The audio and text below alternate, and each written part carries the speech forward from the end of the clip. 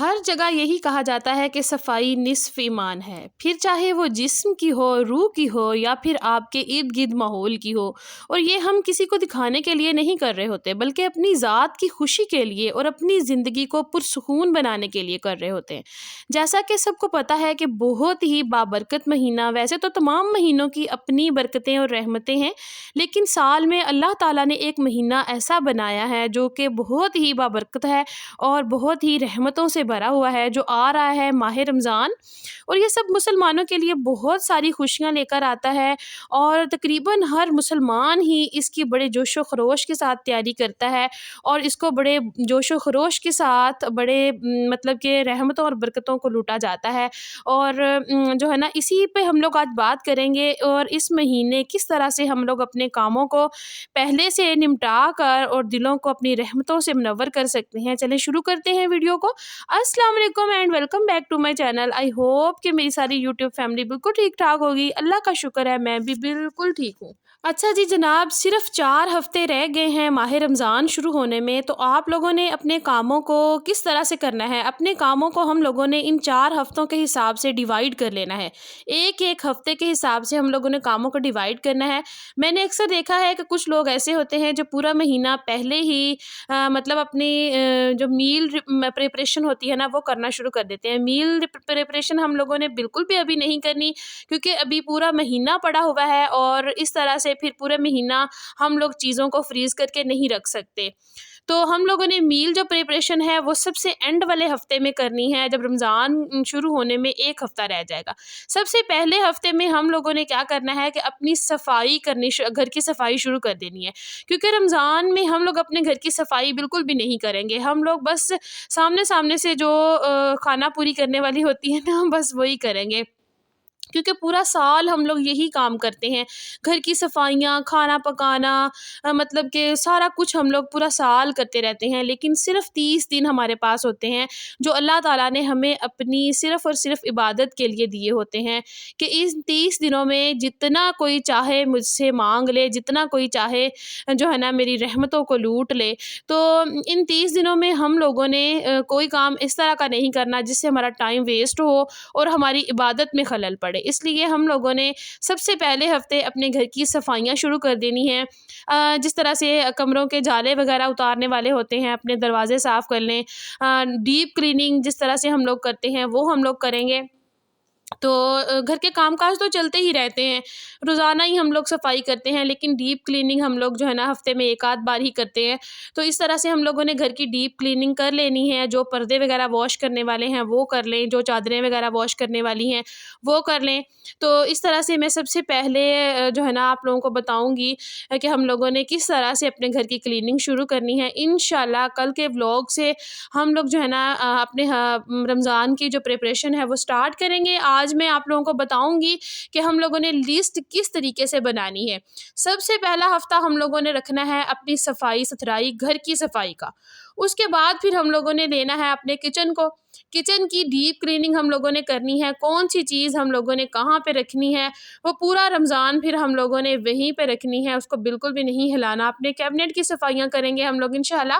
اور جو ہے نا اس کے ساتھ ساتھ ہم اپنے برتن جو رمضان کے لیے ہم لوگ اسپیشل نکالتے ہیں، کیونکہ بڑی ہی خوشی کا مہینہ ہوتا ہے، ہم لوگ نئے نئے برتن نکالتے ہیں، اس میں اپنی افطار جو ہوتی ہے، افطاری کا جو سامان ہوتا ہے وہ اس میں ڈال کے رکھتے ہیں، ایک الگ سی خوشی محسوس ہو رہی ہوتی ہے۔ جو برتن ہم لوگوں نے رمضان میں استعمال کرنے ہیں ان کو نکال کر الگ سے کچن کے ایک کیبنٹ میں ہم لوگوں نے سیٹ کر لینے ہیں، اور اس کے بعد جو ہے نیکسٹ جو پروسیس ہمارا ہے وہ ہمارا چولہا ہوتا ہے، اس کو ہم لوگوں نے اچھی طرح سے ڈیپ کلین کر لینا ہے، کیونکہ سحری بنے گی، افطاری بنے گی، اتنا ٹائم ہوگا ہی نہیں کہ بعد میں پھر ہم لوگ ڈیپ کلین کرتے رہیں ہر چیز کو۔ ہمارا جو ہے نا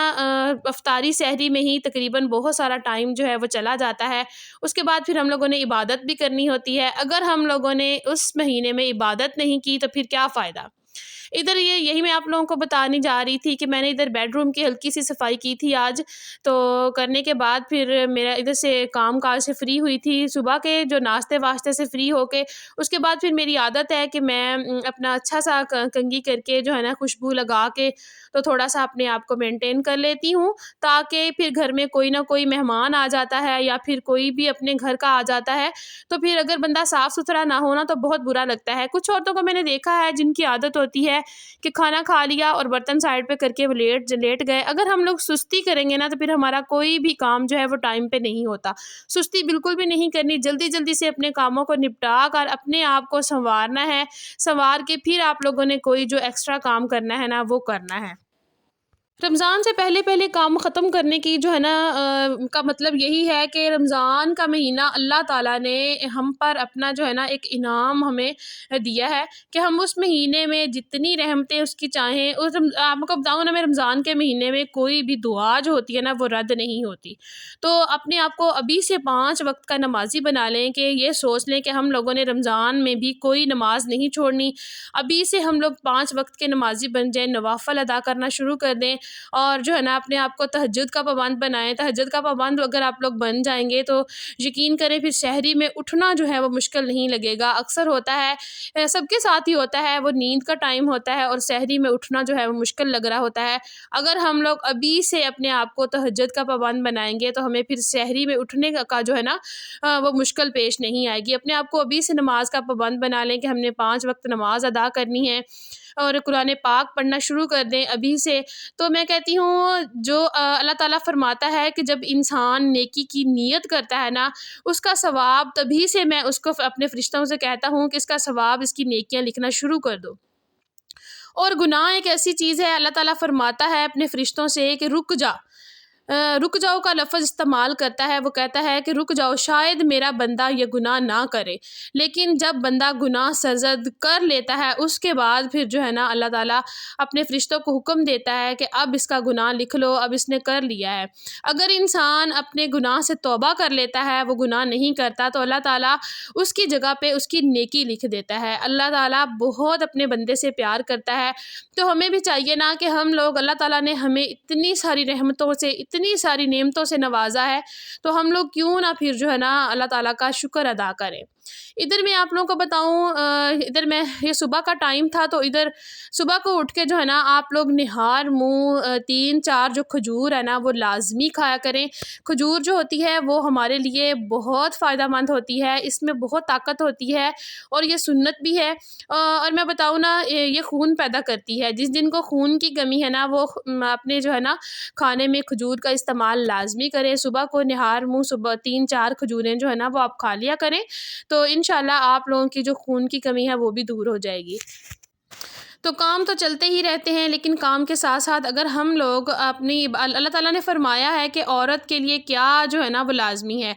گھر کے کام کاج تو اس نے کرنے ہی ہوتے ہیں، اس نے باہر نہیں جانا ہوتا، اس کے لیے صرف اور صرف اپنے اس گھر کو سنبھالنا اور اللہ تعالیٰ کے حکم کو بجا لانا اور اپنے شوہر کی فرما برداری، بس انہی چیزوں سے عورت کو جنت مل سکتی ہے۔ اور جو عورت جو ہے اپنے شوہر کی نافرمان ہوتی ہے اور اپنی من مرضیاں کرتی ہے، با پردہ نہیں رہتی ہے، دیکھیں عورت کے لیے سب کچھ بہت آسان ہے۔ مرد نے باہر جانا ہوتا ہے، کما کے لانا ہوتا ہے، اور عورتوں نے صرف گھر کے کام کرنے ہوتے ہیں۔ یقین کریں کچھ عورتیں ایسی ہوتی ہیں جو اس میں بھی اکتائی ہوئی ہوتی ہیں اور کہہ رہی ہوتی ہیں کہ ہم سے یہ نہیں ہوتا، ہم سے یہ نہیں ہوتا۔ کام کریں، کسی کے سر پہ احسان نہ کریں۔ دیکھیں اگر ہم لوگ میں یقین کریں، میں جب اپنے گھر کی صفائی کرتی ہوں، میں جب گھر کی سیٹنگ چینج کرتی ہوں نا، تو مجھے خود کو اتنا پیارا پیارا سا لگ رہا ہوتا ہے، اتنا اچھا سا فیل ہو رہا ہوتا ہے، کوئی خود ہی میرا کام کرنے کو دل کرتا ہے، اپنا گھر خود کو خوبصورت لگ رہا ہوتا ہے۔ میں نے کبھی بھی کسی کے لیے کوئی کام نہیں کیا، میں جب بھی کرتی ہوں ہمیشہ اپنے لیے کرتی ہوں، اپنی خوشی کے لیے کرتی ہوں۔ گھر کی صفائی، ہر وقت صاف ستھرا گھر کو رکھنا، اپنے بچوں کے لیے جو ہے نا الگ سے ایک جگہ بنانا، ان کے کھیلنے کے لیے، ان کے کھانے کے لیے کچھ اچھا بنانا، یہ سب جو ہے نا چیزیں اپنے لیے کرنی چاہیے۔ کسی کے سر اگر ہم لوگ احسان کریں گے نا تو کام تو ہمیں کرنا ہی پڑے گا، لیکن اگر ہم لوگ خوش ہو کے نہیں کریں گے نا تو پھر اس کام کا کوئی فائدہ نہیں ہوتا۔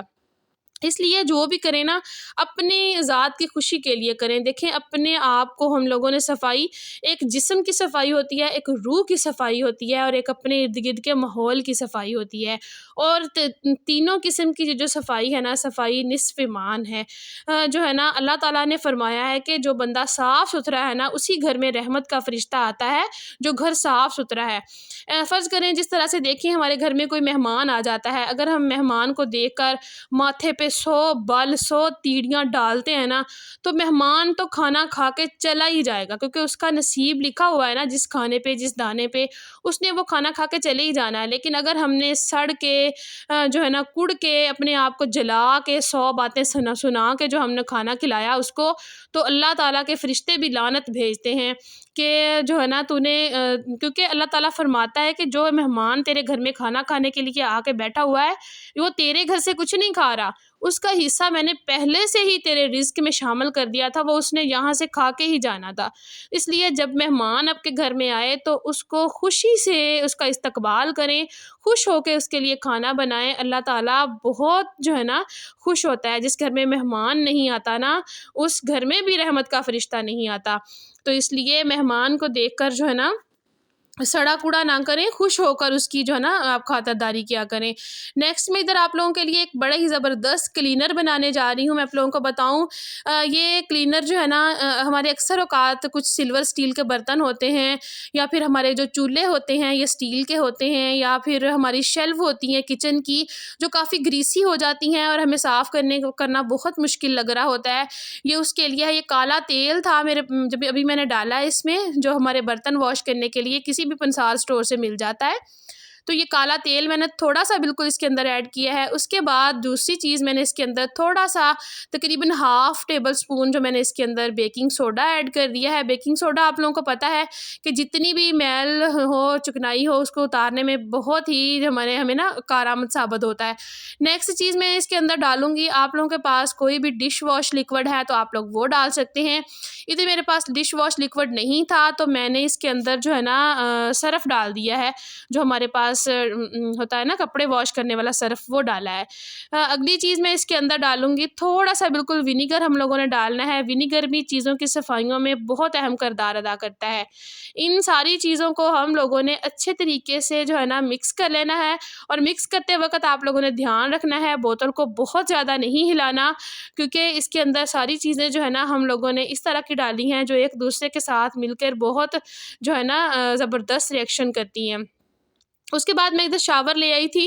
تو میں نے اس کے اوپر شاور والا جو ہے نا وہ ہینڈل وہ لگا دیا ہے۔ ابھی میں آپ لوگوں کو دکھاتی ہوں، میری ایک کڑھائی ہے جو کہ ہے نا سالن پکا کے اس کے اندر اس کے نا کنڈے جو ہیں سائڈوں سے وہ جل گئے ہیں، یہ ادھر سے صاف نہیں ہوتے، تو ابھی میں اس کے اندر تھوڑی دیر کے لیے یہ لگا کے رکھ دوں گی، اس کے بعد پھر اس کی صفائی کروں گی۔ بہت اچھے طریقے سے یہ صفائی کرتا ہے۔ ویڈیو اچھی لگی ہو تو ویڈیو کو لائک شیئر لازمی کرنا ہے، اور ایک چھوٹا سا کمنٹ لازمی آپ لوگوں نے کرنا ہے۔ تو ملوں گی کل ایک نئے ویڈیو کے ساتھ، تب تک کے لیے مجھے دیجیے اجازت۔ چینل پر جو نئے ہیں جلدی سے سبسکرائب کر لیجیے۔ تو ملیں گے کل ایک نئے ویڈیو کے ساتھ، تب تک کے لیے اللہ حافظ۔